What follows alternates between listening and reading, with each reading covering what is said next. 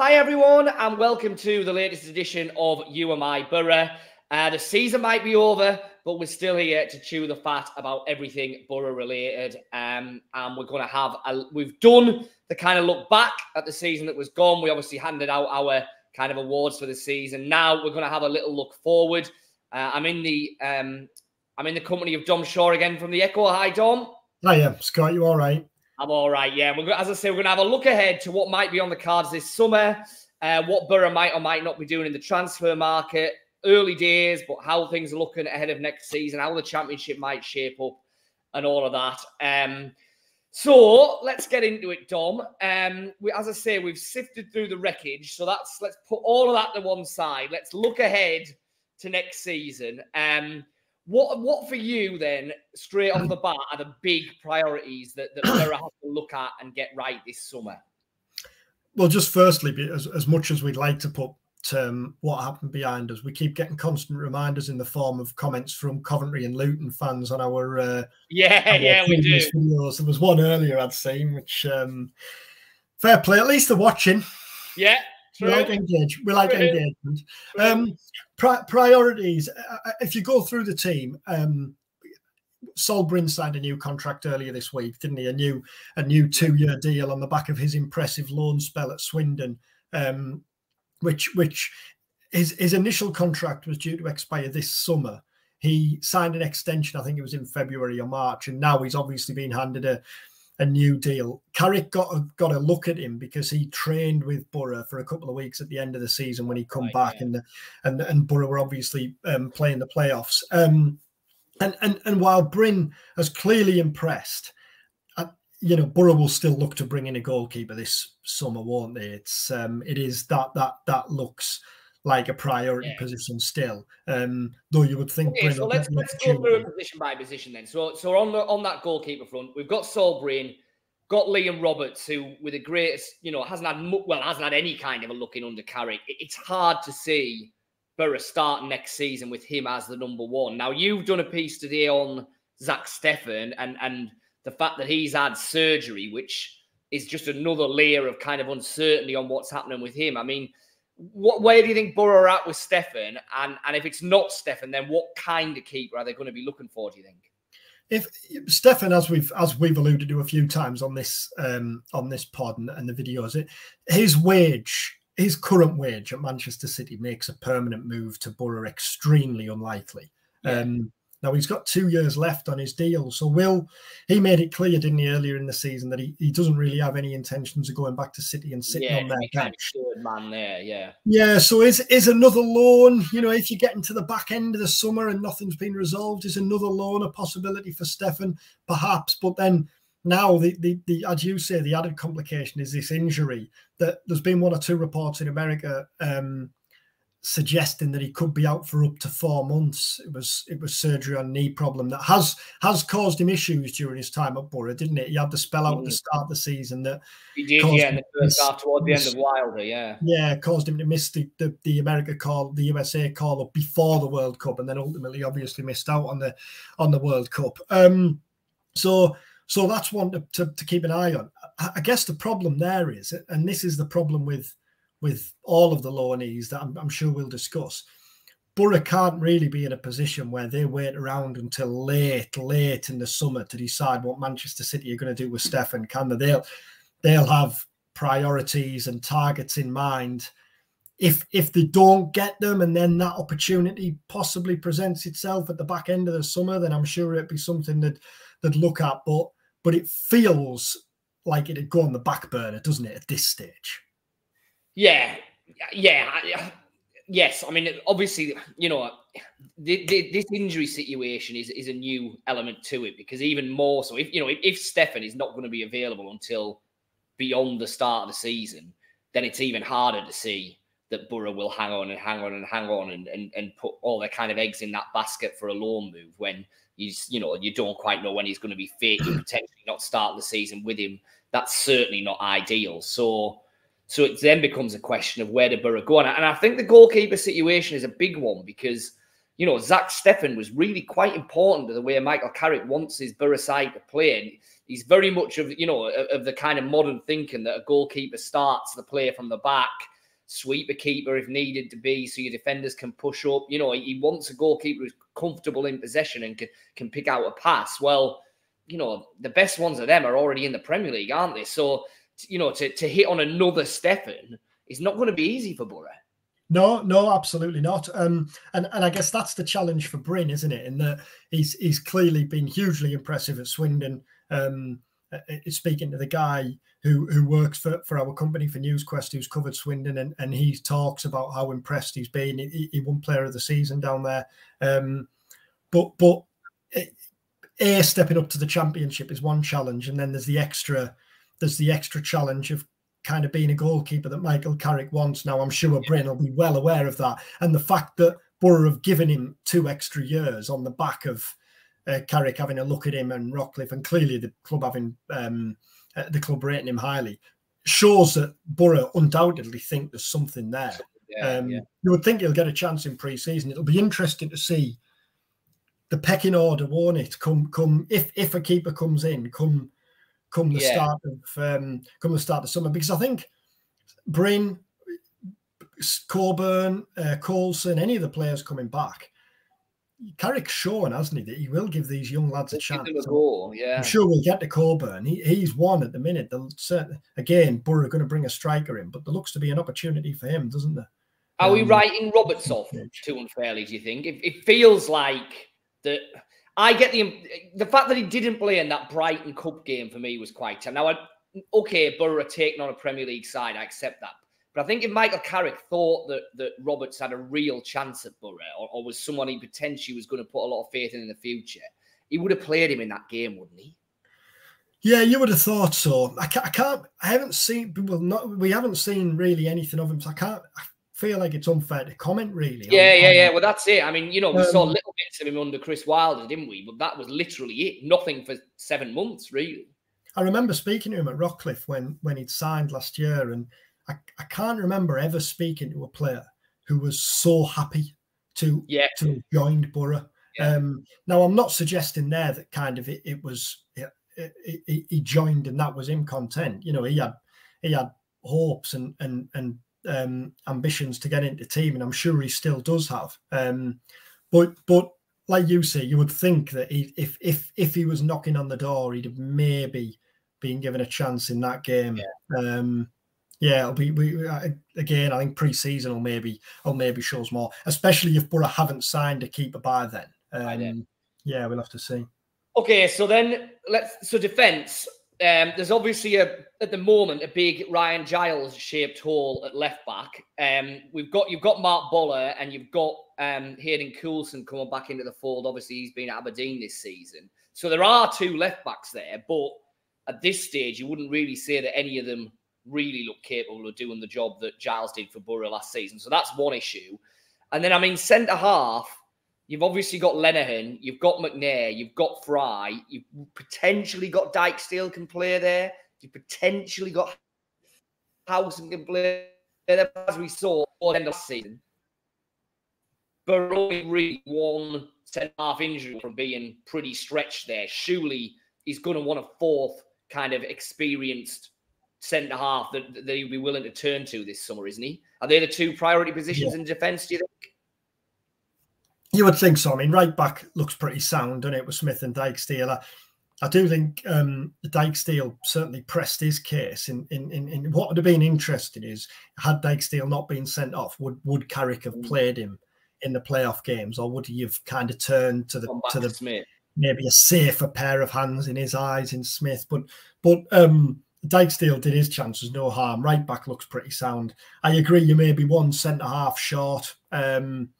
I mean, there's Matt Clark there as well, who Boro signed. But he's such a kind of man that I did forget about him. I mean, it's kind of injury. It's all very. It's a bit of a mystery, really, isn't it? Injury, just never look. Yeah, it was every week. It was kind of it's no nearer clearing up. It's a problem. So I mean, when I was over at Rockcliffe for Middlesbrough women launch last week, he was out on the training pitches training on his own. You know, fair play to him, and all the other lads have gone away. He's clearly there working to get back. So hopefully he'll be he'll be fit, because I think if he comes back, that then you're probably pretty sorted. Yeah, fair point. Yeah. And then left back, yeah. I mean, Boro is a left back, isn't he? Like in the orthodox sense, I guess. Whereas Giles offered so much going forward. I think Boro's steadier or more reliable defensively than Giles was. Coulson is an interesting one, isn't he? Because I thought he was the best player. I thought he was Boro's best player in Woodgate's season in charge. And he at his best would tick a lot more of the Ryan Giles boxes than Boro would in terms of getting forward, being an attacking threat, delivering balls into the box. It's just his career clearly did go backwards quite a way, and he's had a bit of an up and down time at Aberdeen as well. So where does he come back? What level is he at? And again, like you say, I guess pre-season will show that, won't it?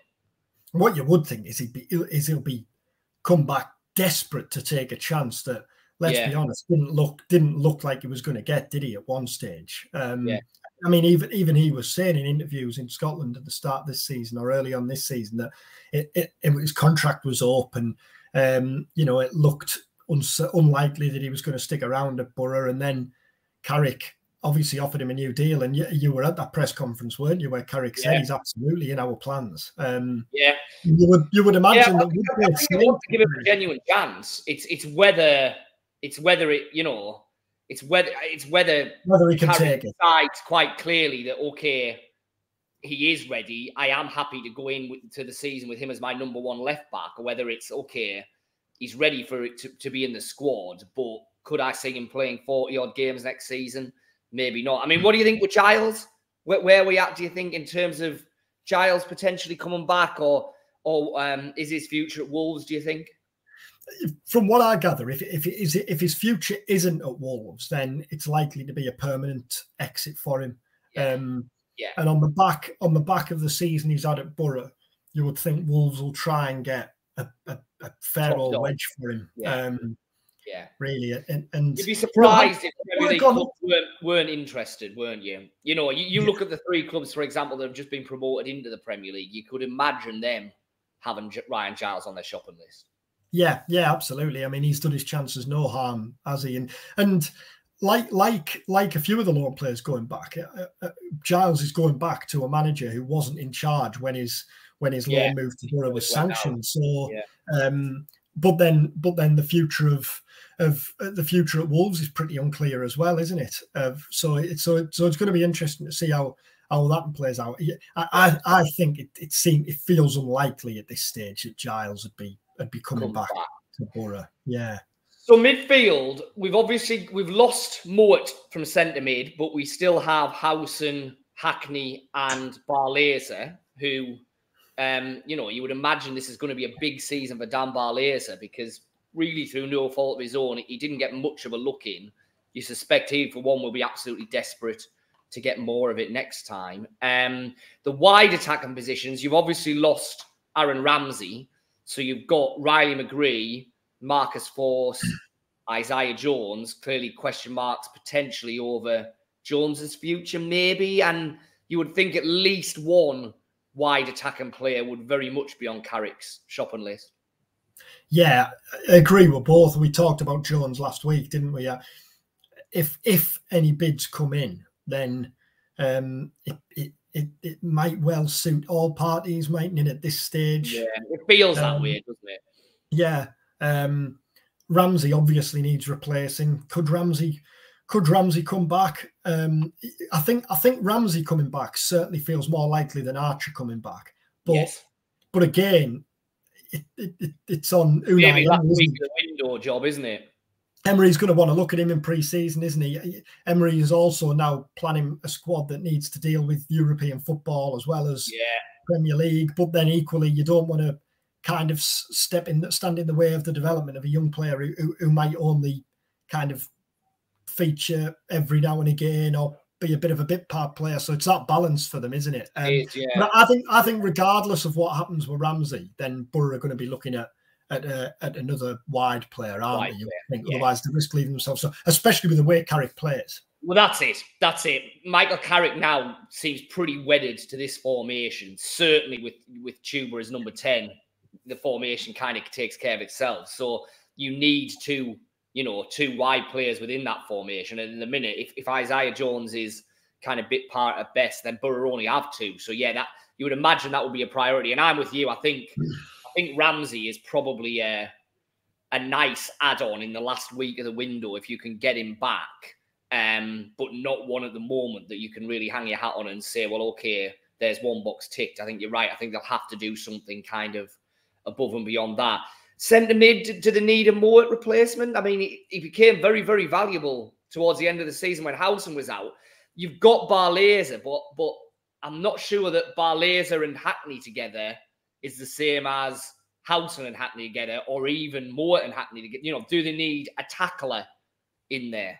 That's the thing, isn't it? It's whether they think that they need a Howson understudy. Yeah. If like you say there, and I'm inclined to agree, you know, that the Barlaser and Hackney are maybe a little bit too alike to play together, and maybe kind of, you know, the instinct of both is to play a forward, isn't it? Which is great to watch, and Carrick loves that. But do you need, especially when you've got such offensive wingers and a number 10, do you need someone whose instinct is to protect what's happening behind? Yeah, and do you need someone who you're almost grooming to be Howson's long-term successor? Because, you know, we keep on saying it and he keeps on getting the year extension and he comes back, and by just, you know, come December, we're probably going to be doing a pod saying, my goodness, Johnny Howson's still the best defensive midfielder in the Championship. But and a new one-year deal. Yeah. There'll come a day when he's not anymore, and that day has to be coming around the corner at some point. So Boro, you know, ideally would want to start planning for that, wouldn't they?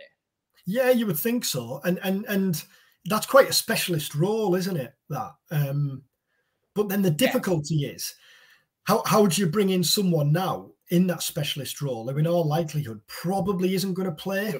Yeah. And that's the Barlaser challenge, isn't it, really? So is there anyone? Camille Conte is impressed at Gateshead, but, you know, coming in and stepping up to replace the captain's a hell of a big ask, isn't it? Yeah.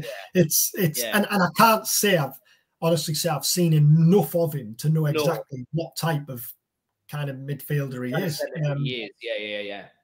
So I think if it doesn't feel like a priority, I don't think centre midfield. But if you are going to bring someone in, then it's probably in the mould of Mowat. I mean, what do you reckon? Could Mowat, if West Brom, if Carlos Corberan has a look at Mowat, would you, and you have the possibility? I think if you're Boro, you would take him back. Yeah, because, you know, he's shown that he's capable of stepping in.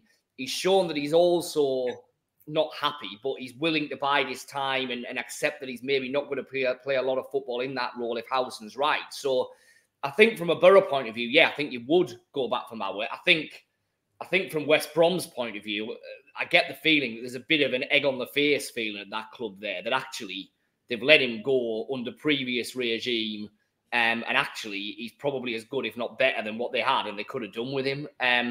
So I think they'll be loath to let him go out again. But to a degree, the ball's will be in Moat's part there as well, because if he thinks that there's not a realistic future in West Brom, I'm sure he'll be pushing like hell to get back out. And then there's Chuba. Yes. And yes, we're going to get, so I mean, the Chuba question, I mean, obviously, 1 year left on the contract. So, you know, it's an interesting one for Boro, isn't it? Because you would imagine that Chuba and his advisors are going to be knocking on the door this summer and saying, we've got the Championship's player of the season here. We want A, a long-term contract, and B, a contract that reflects the fact that he's the best player in the Championship. Now, you know, Boro, I'm sure, well, we know that Boro want Chuba Akpom. Michael Carrick certainly wants Chuba Akpom. But do you want Chuba Akpom on a 4-year contract as your highest wage earner, which is no doubt what he'll be demanding? I guess the dynamic potentially changes if other clubs come in and there's a decision to be made. At the moment, can Boro afford to let it go in the last year? Possibly. You certainly wouldn't want to let it go in the last 6 months, but you could certainly let it run to January probably and think, well, we'll have contract talks in the first half of that season. But that changes the minute that somebody else comes in and puts a bid on the table. then there's a decision to be made. And clearly Akpom's advisors are saying, well, look, if you want to keep him, we need this lucrative new deal. Yeah, 100%. That's it. There's a balancing act on both sides, isn't there? And you can completely understand both sides in that, you know, as you rightly said, Chuba's representatives are going to be coming in saying, well, we've got the championship's top scorer, the player of the season, 1 year left, obviously asking for an improved deal. Boro are in a position where, with respect to Akpom, the challenge is, can he build on this season? Is this now the regular? Is this now his regular standard, or is it kind of a one season wonder now? I'm not suggesting one way or the other, really, but that is a question. No, but if you're going to be pushing out 4-year contracts, yeah, 100%, you know, making him the highest paid player at the club, then you need to know that, don't you? You know, yeah, absolutely. So, like we're looking at it and thinking, well, okay, yeah. You know, in an ideal, if it's that Chuba Akpom that we're getting for the next 4 years, perfect, fine. We'll make him the highest paid player at the club.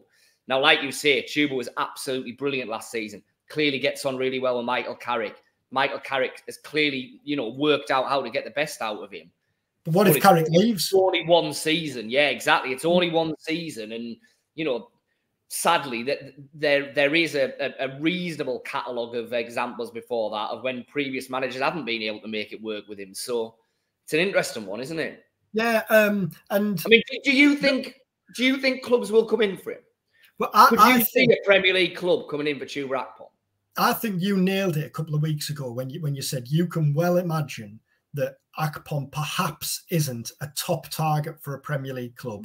But if they don't get target A, B or C, come the back end of the window, then Akpom suddenly becomes a target. So I can well imagine that he's on the list for players, for clubs. Now, the problem you've got there is that the longer it goes on, the more it puts pressure on Boro, because if it gives you less time to replace him, and suddenly selling clubs know that A, you've got however much money you've got for him, and B, you need to replace your best player. So I don't think Boro will be actively looking to move Akpom on at all this summer. I absolutely don't think that'll be the case. Where there'll be a decision to be made, as you say, is if someone comes in for him and at what stage. And the price, I mean, I wouldn't know what. Clearly, every club has a price, even if you're the top scorer in the championship, especially if you've only got a year left on your current contract. And the other thing is, how often do we talk about following the model of clubs like Brighton or Brentford? And for years and years and years, clubs like Brighton and Brentford have sold their best players and managed to bounce back stronger. Now, I'm not saying that Boro should do that or will be actively looking to do that, but that's clearly has to be in the thinking, doesn't it? If you want to be a sustainable club moving forward.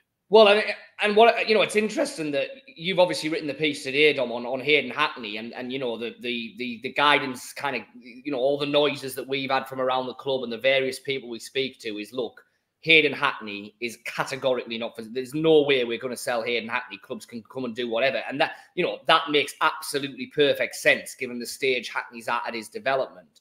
Now, you know, I'm like you. Boro are not actively looking to sell Chuba Akpom, but I also don't think, and we're not hearing that Boro are saying, well, you know, it's absolutely inconceivable that Chuba Akpom leaves simply because of his contract position. You're right. He's 1 year left. He's had this great season, but, you know, will he do that for the long term? Do you justify the outlay that you know, the wage?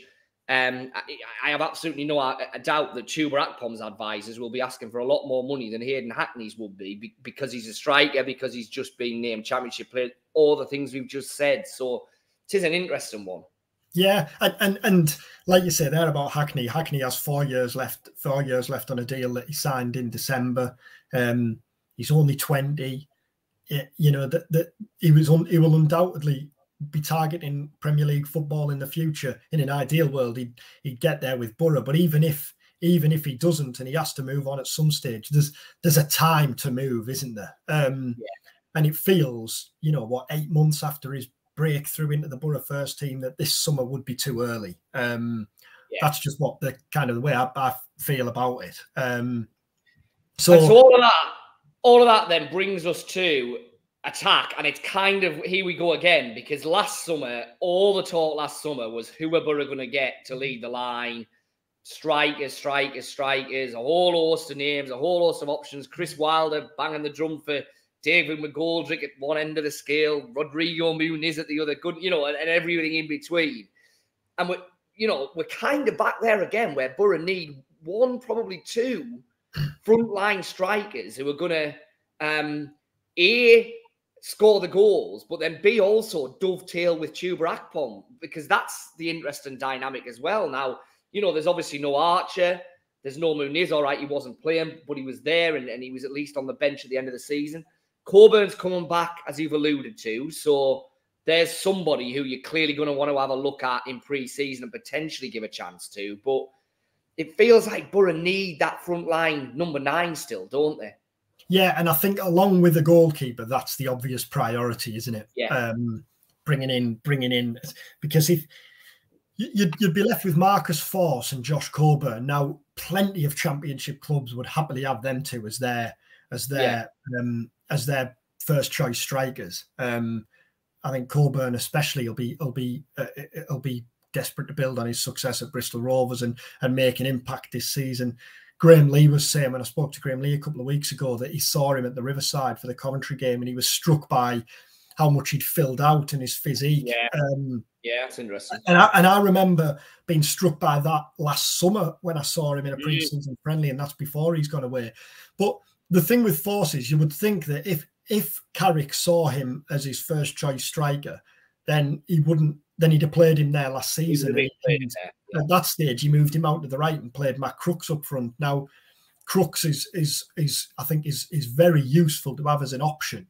But I'm not sure he's especially with the way Boro play, he'd be the first choice centre forward. Again, if that was the case, Carrick wouldn't have moved to bring Archer in, would he, in January? So that is the challenge, isn't it? Now, signing a centre forward's the hardest job for any club, isn't it? Wouldn't be a surprise to see another loan player. Well, I was just going to say, it's hard to see Boro going down to League One for a first choice forward.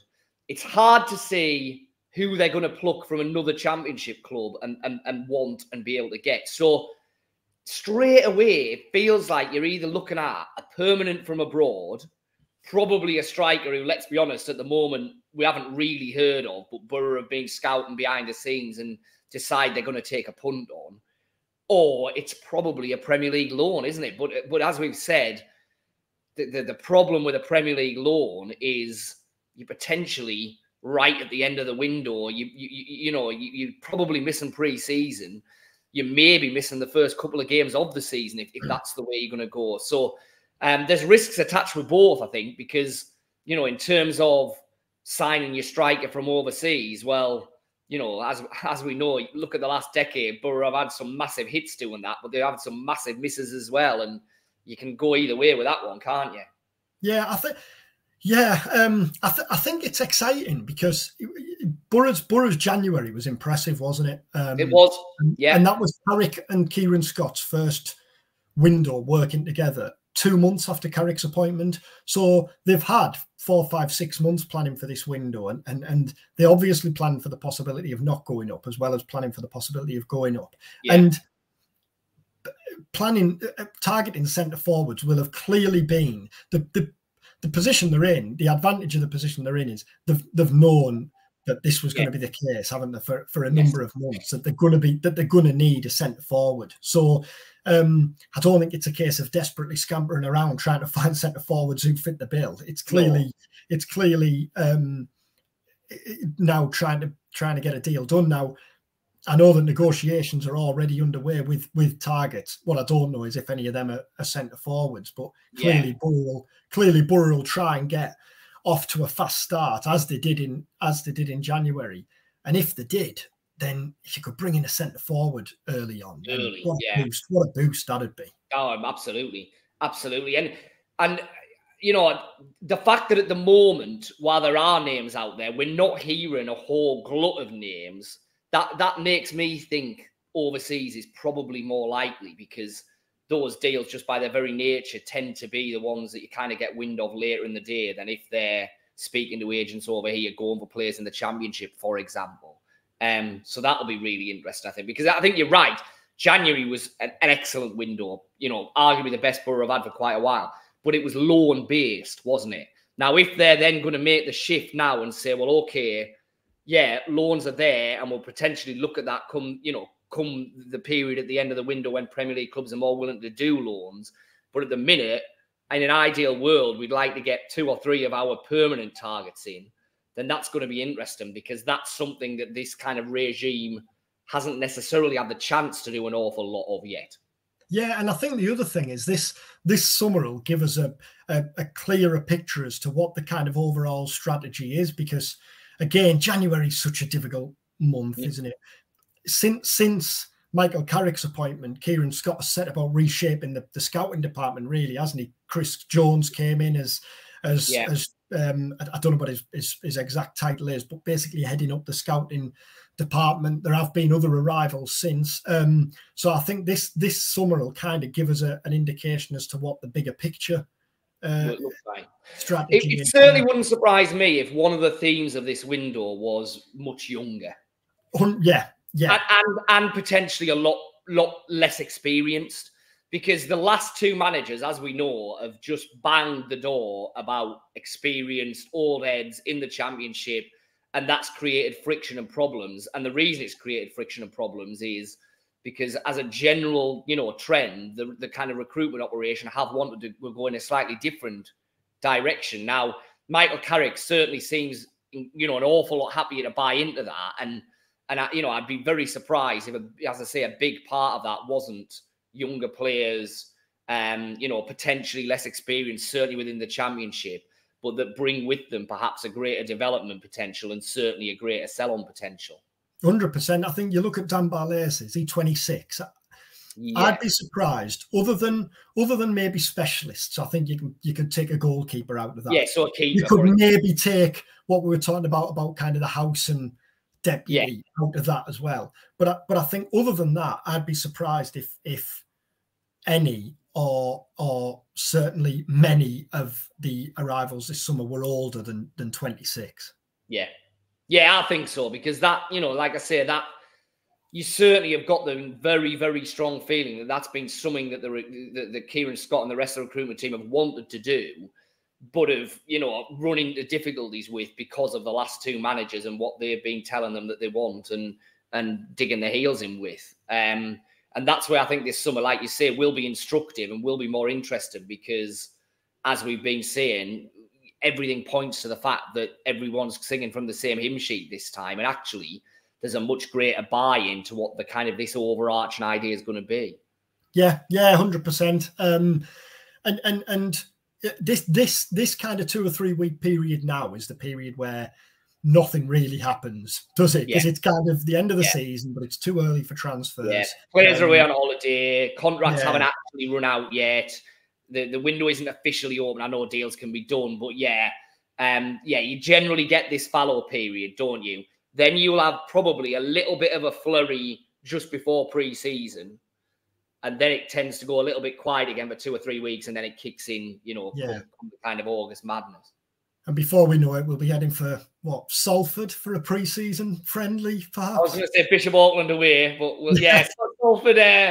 Salford would certainly, you could see Salford, couldn't you? Actually, that's an interesting one, because we haven't really had pre-season kind of, we haven't got anything confirmed yet, have we? Which be interesting to see. I mean, I think the suggestion is that, you know, maybe it's going to be Portugal, but maybe it'll be training rather than matches. We don't know that yet. You know, but that seemed to be the mood music, didn't it? Yeah. That had been the suggestion that I'd heard as well. But like you say, nothing's been confirmed on that yet. And then, hopefully it'll be a ground or 2 in there. I wanted to get to Morecambe last year because I've never done Morecambe, but I couldn't. So hopefully it'll be a ground or 2 in there that I can box off along the way. I can't imagine Michael Carrick having them round for a barbecue in his back garden. Can you? No, you can't. No, Cheshire rather than Cornwall. that is pretty unique to one certain former manager, isn't it? Isn't it? Yeah, isn't it just? Yeah, I can't imagine that. I can't imagine that. Or to be fair, the Tony Pulis bleep test / bicycle rides in Austria. That Austrian mountains. Yeah, that seemed to be, you know, that was his go-to, wasn't it? Get them in an Austrian mountain and flog them up on a bike. The other pre-season picture that comes to mind is, I think it was in Strachan when they were away and they were all running around the pitch topless, and Gary O'Neill was ridiculously tanned and Willow Flood wasn't next to him. Yeah. Yeah, that was the. So we'll see. Yeah, we'll see what the summer brings. We will. We certainly will. Well, listen. Hope you've enjoyed that. As I say, a bit of a chat starting to look forward. Let us know your thoughts. Like, subscribe, and comment. Give us an idea of what you think Boro can or should do this summer, and we will read out some of those best ones before we start the next pod. As I say, we're going to keep it going weekly through the summer. We've got some guests lined up, and we'll obviously keep chipping away at what Boro are or aren't doing transfer-wise. So any thoughts, any questions, do fire them in, and we'll do that next week. But up until then, have a good weekend. And we'll see you again for some more You Are My Boro soon.